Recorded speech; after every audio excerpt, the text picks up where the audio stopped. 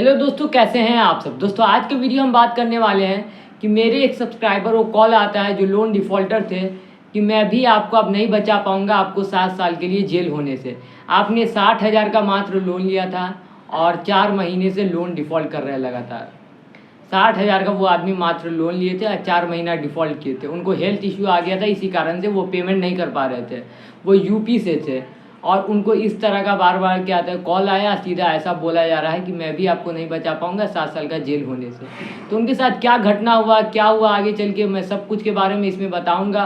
और क्या उनको जेल होगा या नहीं होगा इसके बारे में बताएंगे। वो लोन डिफ़ॉल्टर थे, 60,000 का लोन लिए थे, 4 महीना तक लोन डिफ़ॉल्ट किए थे। पूरे चीज़ों के बारे में फुल डिटेल में इस वीडियो में बात करेंगे, तो पूरा वीडियो आप एंड तक देखिए, थोड़ा सा भी स्किप नहीं करिए। और मेरा चैनल सब्सक्राइब कर दीजिएगा और नोटिफिकेशन ऑन कर लीजिएगा कि आपको इसी तरह का एजुकेशनल कंटेंट मिलता रहे।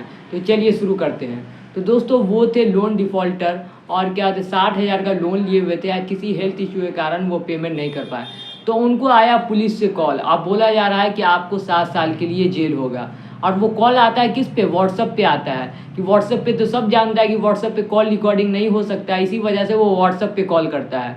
तो मैंने उनसे पूछा कि आपने कॉल रिकॉर्ड क्यों नहीं किया। वो जो क्योंकि कोई भी आदमी अगर लोन डिफ़ॉल्ट करता है तो अगर मान लीजिए ईसीएस बाउंस करता है या चेक बाउंस करता है तो उसको मैक्सिमम 2 ही साल का जेल होगा, 2 साल का जेल होगा। लोन डिफ़ॉल्ट करना इतना बड़ा भी क्राइम नहीं है जितना बड़ा हुआ बना दिया है। क्योंकि लोन डिफ़ॉल्ट करने में ईसीएस बाउंस का केस लगता है 2 साल का जेल, या चेक बाउंस का भी केस लगता है जिसमें सेक्शन 138 लगता है तो 2 साल का जेल। दोस्तों अगर आपको ऐसा कोई भी कॉल आए और ऐसा कोई भी फ्रॉड रिकवरी एजेंट आपको कॉल करे, आप बोले कि आपको 7 साल का जेल होगा, मैं भी नहीं बचा पाऊँ, एकदम ज़ोर ज़ोर से बोलता है वो लोग, एकदम ज़ोर ज़ोर चिल्ला बोलता है ऐसा कि आदमी डर जाए, जल्दी लोन का रीपेमेंट कर दे। तो उनको कुछ इस तरह का कॉल आया, एकदम ज़ोर से बोल रहा था चिल्ला उल्ला के। जब जो वो आदमी उन सब कुछ का जवाब देने लगे तो उनको गाली भी बकने लगा था। तो यही होता है। तो दोस्तों अगर आपको कोई भी ऐसा कॉल है तो आप डायरेक्ट बोलिए कि जो लोन लिया था वो जो है ना फॉरेन कंट्री चला गया कमाने, हम उनके पेरेंट्स बोल रहे हैं। और आप जोर से चिल्ला के बोलने लगिए, बोलिए कि हम उसके पेरेंट्स बोल रहे हैं, हम नहीं जानते, जो आदमी लोन लिया उससे समझिए।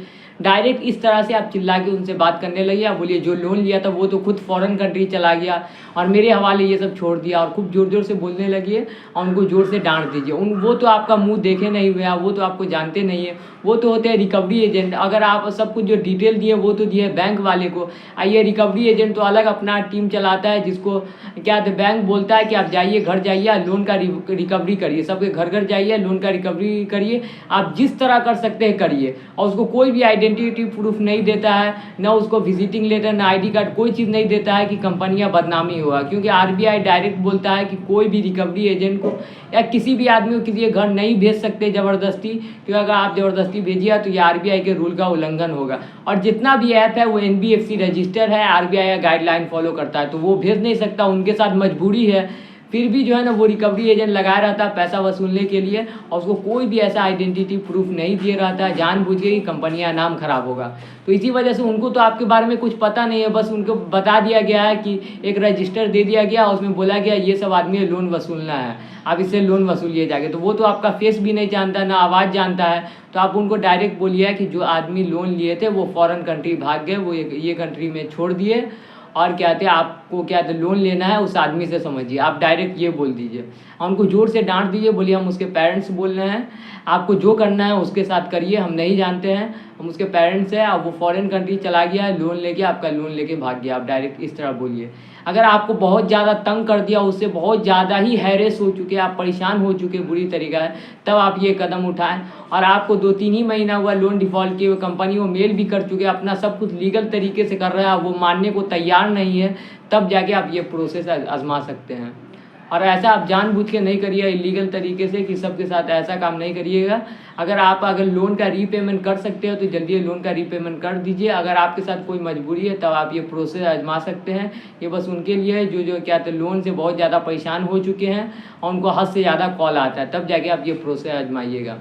तो दोस्तों ये सब कुछ आपको समझ में आ गया तो मेरा चैनल सब्सक्राइब कर दीजिए, ऑन नोटिफिकेशन ऑन कर लीजिए कि आपको इसी तरह का एजुकेशनल कंटेंट मिलता रहे। तो बाय दोस्तों।